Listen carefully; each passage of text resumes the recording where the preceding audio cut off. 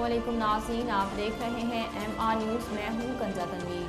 वज़ीर आज़म इमरान खान की जानिब से गुलामी ना करने के बयान पर तर्जुमान व्हाइट हाउस ने तबसरे से गुरेज किया। प्रेस ब्रीफिंग के दौरान सहाफ़ी के सवाल पर जैन साकी ने जवाब देते हुए कहा कि पाकिस्तान के साथ दरीना ताल्लुकात हैं, सफारती ज़राए से पाकिस्तान के साथ ताल्लुकात को जारी रखेंगे। अमरीकी सदर वज़ीर आज़म इमरान खान की टेलीफोन कॉल की दरख्वास्त क्यों नहीं ले रहे के सवाल पर तर्जुमान व्हाइट हाउस का कहना था कि उनके पास फ़ोन कॉल की दरख्वास्त के हवाले से तफसीलात नहीं हैं। सरगोदा में लड़की को तंग करने से मना करने पर औबाज अफराद ने फायरिंग करके 4 अफराद को जख्मी कर दिया। पुलिस के मुताबिक सरगोदा के इलाके सुलेमानपुरा में लड़की को तंग करने से मना करने पर मुलजिमान ने फायरिंग करके लड़की के 3 रिश्तेदारों और एक राहगीर को जख्मी कर दिया। मुतासरा फैमिली ने पुलिस को इब्तदाई बयान रिकॉर्ड करा दिया, जिसके बाद 8 मुलजिमान के खिलाफ मुकदमा दर्ज कर लिया गया और मुलजिमान की गिरफ्तारी के लिए छापे मारे जा रहे हैं। ताहम अब तक कोई गिरफ्तारी अमल में नहीं आ सकी।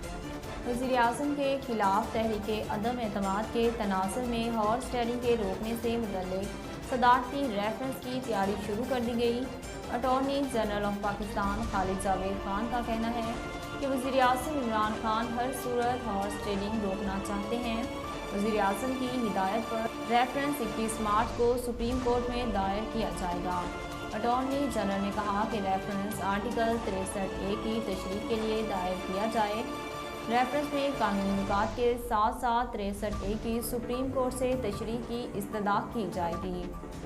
पाकिस्तान तहरीक इंसाफ के कारकुनों के खिलाफ सीन हाउस पर धावा बोलने के खिलाफ थाना सेक्रेटरीट में दरख्वास्त दायर कर दी गई। दायर की जाने वाली दरख्वास्त के मुताबिक मेंबरान कौमी असम्बली अपनी फैमिलीज़ के हमरा सिंध हाउस में रिहाइश पजीर हैं, जहां PTI के 2 मेंबरान कौमी असम्बली फ़हीम खान और अताउल्लाह ने 80 कारकुनान के हमरा सिंध हाउस आए। दरख्वास्त में बताया गया कि 2 मेंबरान के हमरा कारकुनान ने गेट नंबर 2 पर हमला किया, सिक्योरिटी एहलकारों को गिरेबान से पकड़ा और गेट तोड़कर हाउस में दाखिल हुए।